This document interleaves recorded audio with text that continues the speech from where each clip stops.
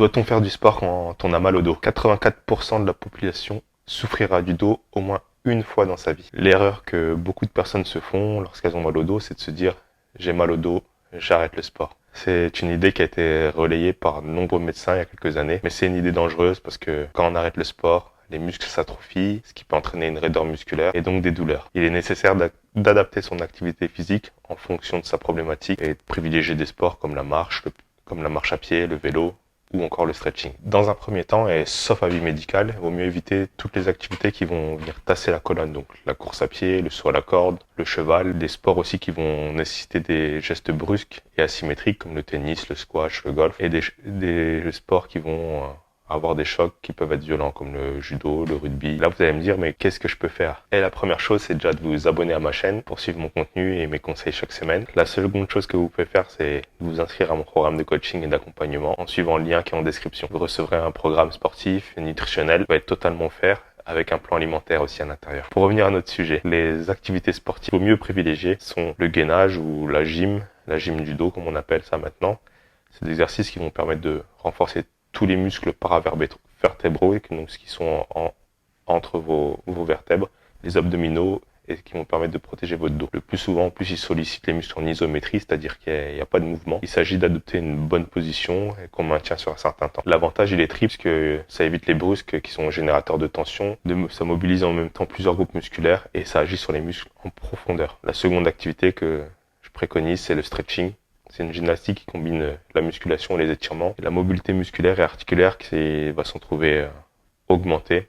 On bougera mieux en se contractant moins inutilement. Le stretching, ça soulage aussi rapidement les douleurs du dos qui sont dues aux contractions musculaires et aux rigidités des ligaments. Une autre activité, ça va être des activités du genre yoga, tai chi, pilates. C'est des activités ancestrales qui sont basées sur des mouvements lents et des postures statiques, elles aussi en isométrie, donc sans mouvement, permettent de se muscler sans tension brusque. Tout ça associé à des exercices respiratoires, voire de la méditation, permettent également de se relaxer. Toutes les contractions musculaires qui vont être liées au stress vont s'estomper et avec elles donc de nombreuses douleurs qui vont être cervicales ou dorsale. Attention toutefois parce qu'il y a certaines postures de yoga qui peuvent s'avérer douloureuses pour le dos et c'est super important de s'initier avec un professeur avant de pouvoir le faire en autonomie seul devant son écran. Une autre activité qu'on recommande beaucoup pour les personnes qui ont mal au dos, c'est la natation. L'eau va limiter les effets de la pesanteur et va amortir les mouvements. La natation, c'est une activité où la pression exercée sur les disques reste très minime. C'est pour ça qu'on la recommande bien souvent à toutes les personnes qui souffrent de la colonne vertébrale. En plus, ça va vous offrir un bon gainage musculaire et un étirement naturel. Attention toutefois à vos mouvements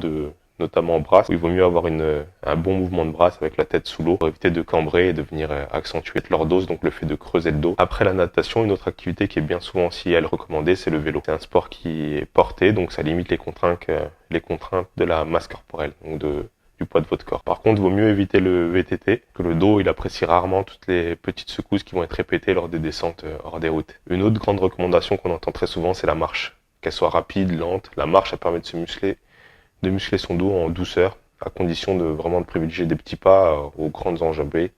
Les grandes enjambées, elles vont favoriser les torsions de la colonne, donc c'est pas très bon.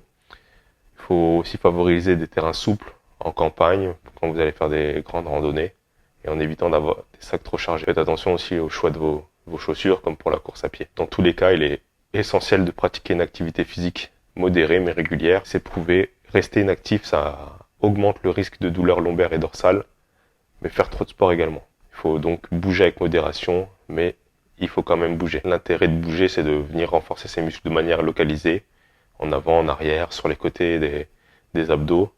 En étant bien gainé, nos abdos vont permettre de protéger nos disques intervertébraux et de diminuer la pression de 20 à 30%. Avec un corps mieux gainé, la maîtrise des postures va permettre d'éviter les déséquilibres en cas de position contraignante liée à votre travail ou à d'autres activités. Toutes ces contraintes, elles seront mieux gérées par votre corps et par votre dos. Et tout ce travail musculaire, il va assurer une meilleure mobilité, va vous permettre d'assurer une meilleure mobilité de votre dos tout en garantissant sa solidité. Le but, c'est d'être fort et mobile. Mais le plus important, c'est déjà d'apprendre à connaître son corps et de retenir que la pratique du sport ne doit jamais être douloureuse. Si la pratique du sport est douloureuse, c'est certainement que vous faites quelque chose de mal ou qu'il se passe quelque chose de pas normal. Donc la première des choses, c'est d'aller consulter et la seconde, c'est d'arrêter l'activité qui vous procure ce désagrément. Donc j'espère qu'avec toutes ces informations, vous avez trouvé des choses utiles que vous allez surtout pouvoir mettre en place. Donc, n'oubliez pas, je vous invite à vous abonner, à suivre les conseils chaque semaine qui seront prodigués sur les différents réseaux que vous connaissez.